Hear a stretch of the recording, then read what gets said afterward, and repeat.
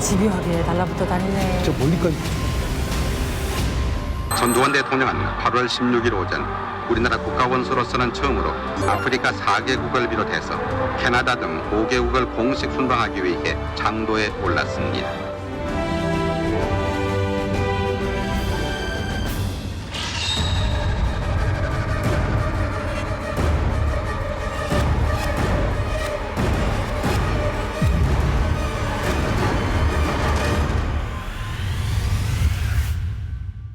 저 때가 바로 1982년 8월 17일부터 보름도 안 되는 시간 동안 아프리카 4개국 순방을 한다고 합니다. 전두환 대통령이 순방 예정이 없던 타국입니다. 이 콩고 민주공화국에 의문의 일본인 관광객 하나가 도착을 합니다. 1982년 8월 4일 콩고 민주공화국 킨샤샤에 있는 국제공항에 일본에서 출발해서 유럽의 한 나라를 거쳐서 착륙한 비행기가 도착을 했습니다.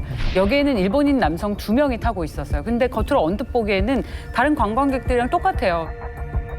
그리고 그들을 환영하기 위해서 입국장 앞에 피켓을 들고 마중 나온 한 남자가 있습니다.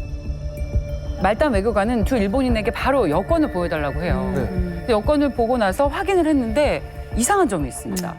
여권에 아무것도 없는 거예요. 여권이 깨끗했어요. 잊을 수가 있나? 이 외교관은 그걸 보고 다행이다. 안도의 한숨을 쉽니다.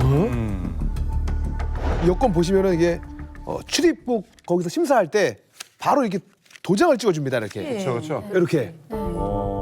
이렇게 이제 찍어주는데 그렇죠. 여기 보이죠? 요즘이나 전자여권이기 때문에 그냥 지나가는 게 많지만 그렇죠.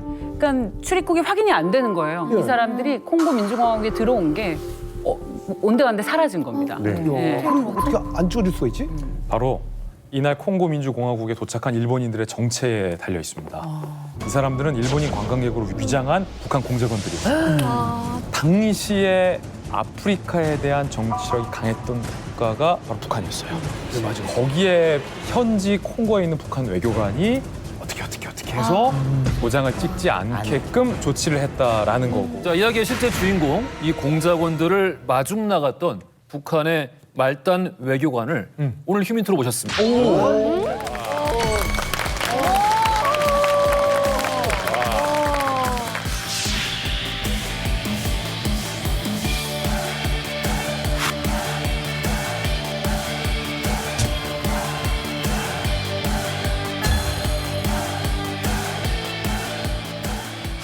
이렇게 박사님을 뵙게 될 줄 진짜 몰랐습니다. 사실 망명계에 이 족보가 있다면 레전드죠. 저 위에 있는 분이에요. 태영호 의원 전에 외교관의 망명 아마 그 최초 아니었을까요?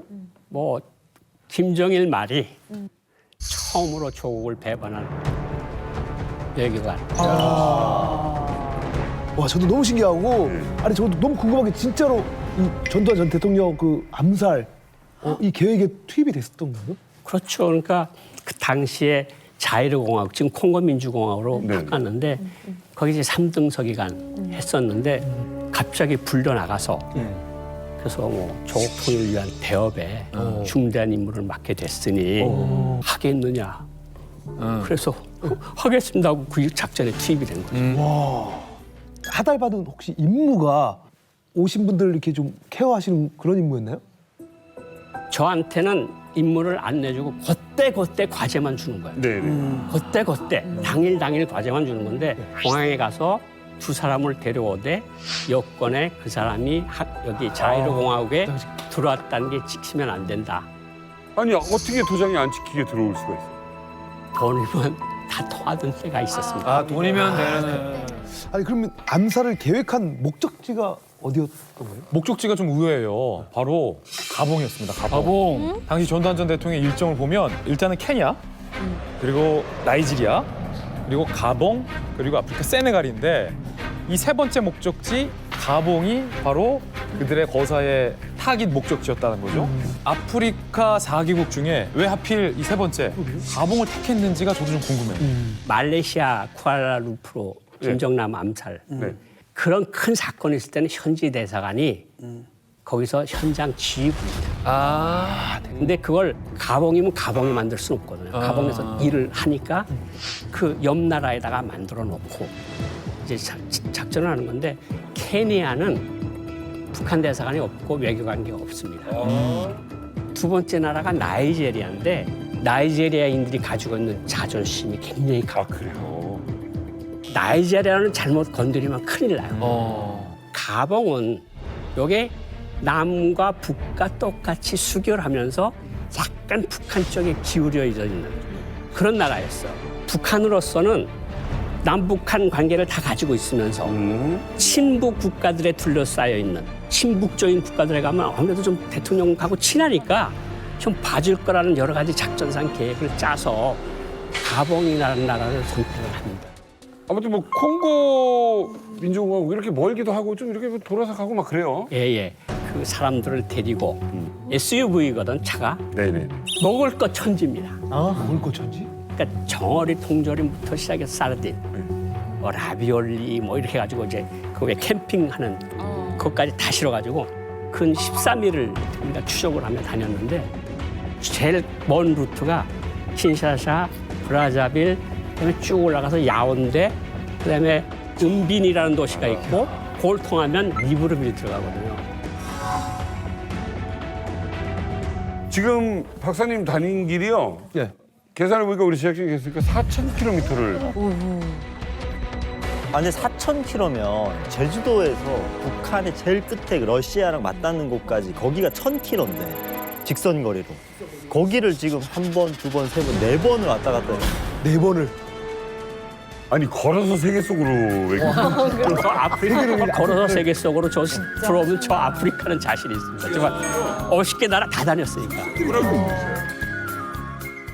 한 번도 어떤 호텔에 들어가서 잔 적이 없고 한 번도 어느 식당에 가서 밥 본 적이 없어요. 샤워는 차에서만? 예. 다 산에서 사람들 안 보이는 데서 텐트 치고 어떤 조그만 마을을 지날 때 예를 들어서 먹을 게 떨어지잖아요. 그럼 슈퍼마켓 들어갈 때 나만 들어가요. 양손에 쥐구쥐구 나와서 그 사람들은 그냥 있는 거죠. 근데 솔직히 말하면 저는 그 사람들이 뭘 하는 사람들인지 몰랐어요. 뒤에 탔는데 정말 뭐 하는 사람들인지 몰랐어요. 제가 그때 일본 여권이 새빨간 여권이라는 그때 처음 알았어요. 아니 그럼 대화도 안 하셨어요? 그럼? 제가 그 옆에 그 조사부 책임지도하고 그 욕하는 소리 있잖아요. 찌읒, 비읒, 이읒. 예. 저거 왜 대우고 다니는 거야. 찌읒, 비읒, 이읒은 이러면서. 근데 뭐 그 사람은 책임지도는 계속 웃기만 하고. 알아들었구나. 그래서 그냥 그냥 너는 운전하고 우리 통과만 시켜주면 돼. 너 그냥 많은 걸 알려고 하지 마. 북한말로 했을 거 아니에요 서로. 둘이서 북한말 했고 둘이서는 일본말만 하고. 일본말을 했어요. 끼리 정했네. 일본말 하는 것도 소곤소곤 얘기해서 이게 공작의 법칙인가 보다. 저는. 원래 저러나 보다. 원래 저 사람들은 저런가 보다. 저건 그냥 인간도 아니고 무슨 기계인가 보다. 다야 말 안 받아. 한마디도 안 해. 텐트를 자고 뭐 이러면서 무려 4,000km를 달려서 목적지인 가봉의 수도에 도착을 합니다. 전두환 암살 작전 D-Day 그날 오전 10시에 전두환 대통령은 가봉에 입국을 하게 됩니다. 자, 그런데 이날 뭔가 순방이 삐그덕거리기를 시작합니다. 자, 이 전두환 대통령이 모든 일정을 취소한다고 하면서 극대노하는 사건이 벌어져요.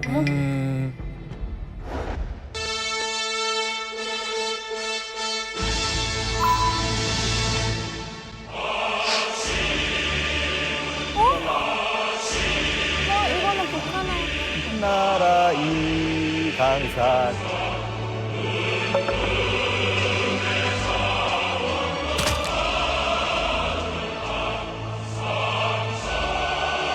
북한의 국가. 참 우리 시대가 얼마나 좋아진 거야. 이걸 틀고 있다. 시대가. 아니 이게 그러니까 결국 그런 거 아니겠습니까? 제 예상에는 우리나라 국가가 나와야 되는 시점에서 북한 국가를 연기한 게 아닐까 싶기도 한데. 예, 바로 그겁니다.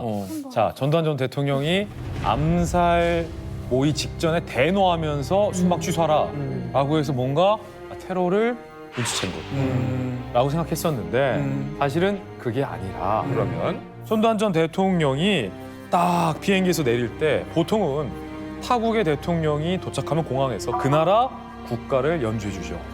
전두환 전 대통령이 딱 내릴 때 동해물과 배 애국가가 나와야죠. 하는데 그게 나와야 되는데 이 북한 애국가가 나온 거예요. 그렇지.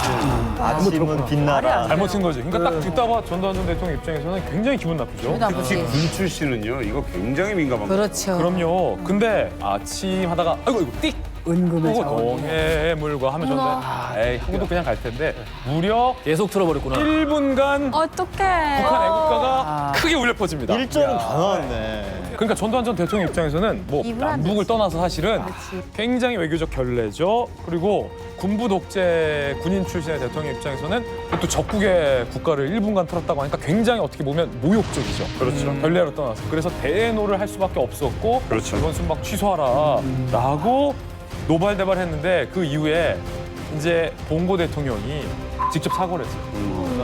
그러면서 이제 겨우 이제 이 사건이 무마되게 됐습니다. 자, 어쨌든 전두환 대통령과 봉고 대통령의 만찬 자리에서 암살을 하자라고 계획을 해서 여기까지 온 북한 공작조. 과연 가봉에서 전두환 대통령의 운명은 어떻게 될까요?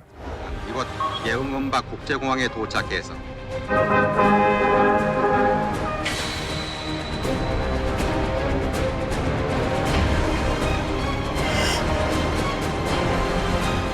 9월 1일 오후 전두환 대통령은 아프리카 4개국과 캐나다 순방을 마치고 귀국했습니다. 자, 무사 귀국? 아, 귀국했네요. 본인은 이번 5개국 순방이 세계의 오지로 아득하게만 여겨지던 아프리카 대륙과 자, 대통령이 순방을 안전하게 끝나고 한국에 입국을 했습니다. 네. 가봉까지 갔는데 작전에 실패를 한 거네요. 그러면은 당시 공작조, 그러니까 박사님 포함해서 이 시점에 어디 있었나요? 국가가 울려 퍼지고 있을 때. 리브르빌 현지에 가봉 수도에 있었고요. 예. 그 작전을 준비하고 있었고 여러 가지 물체들을 이제 확인을 하고 있었고 다 이제 되는가 보다. 이제 고생 끝인가 보다 했는데 이제 무선 통신이 들어왔고 무전이요? 무전이 들어왔는데 단거리 무전 있죠. 네. 이렇게 하고 네. 오버하는 예, 무전기. 워키토키. 예, 워키토키 비슷한 거. 네네. 암호 비슷한 걸 주고받았어요. 그다음에 끝냈어요. 무전을 끝내고 딱 한마디가 작전 취소다. 직전에. 정말 저는 전두환 전 대통령 정말 운이 정말 그 운이 뭐 좋다고 할까 그렇게. 그러니까 북한이 스스로 공작을 해체라. 왜 여기까지 와서? 그러는데? 그동안은 북한 대사관들과 그 어떤 연락도 없습니다. 그냥 잠정 모드입니다. 왜 특별 임무 수행할 때 모두 무전을 끄고 들어가잖아요. 그리고 딱 작전하는 날 딱 한 번만 통신하게 된 거로 무전기를 틀었는데 작전 취소다. 이제는 돌아간다 대사관.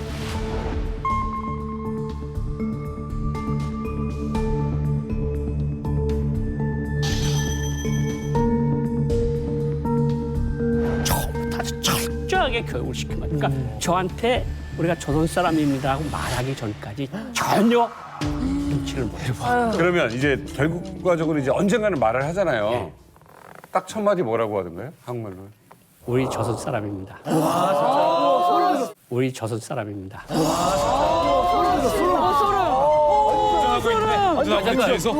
어떤 순간에? 어떤 순간에 그 말이 나온 거예요? 며칠 전. 작전이 취소가 되고 돌아오는 길에 고동지 저희는 조선 사람입니다. 그래서 제가 머리카락 오늘 뒤에서 중간에 얼마나 많은 얘기를 했겠어. 나는 저 왼쪽 새끼 털 싫더라. 아, 욕했는데. 그럴 수 있는데. 그리고 취소된 이유는 그 전날에 김정일이가 이거를 김일성한테 보고를 합니다. 그러면 이 계획을 만든 건 김일성이 아닙니까? 김일성이는 전혀 몰랐고요. 아. 김정일이가 모든 계획을 짜고 82년도면 이제 거의 모든 것을 다 가졌을 때고 기승을 받았을 거지. 뭐 당 가져가고 가져가고 안전 가져가고 이제 외교도 80년도에 다 가져갔거든요. 김정일이가 제 생각엔 그렇습니다. 이건 제 생각입니다. 네. 아버지 몰래 예. 큰 공을 세워서 아버지한테 정말 최종 도장을 찍으려 한 게 아닐까. 그런데 하려고 하다가 너무 부담스러웠던 것 같아요. 하루 전날에. 하루 전에. 그러니까 하루 전에 김일성한테 가봉에서 이런 일을 하려고 합니다. 준비돼. 김일성이가 대노를. 그게 무슨 미친 소리냐. 내가 60년대부터 아프리카에 든 공이 얼마고 들인 돈이 얼마인데 그거를 왜 아프리카에서 하느냐. 그래서 한 방에 끝날 수 있지 관계가. 취소하라. 김정일이 말씀으로 연락이 됐고 근처에 그날에 딱 한 번만 연락하게 됐을 때 그냥 모든 것을 취소하라. 와 이거 무전 안 닿았으면 어떡할 거야. 그러니까.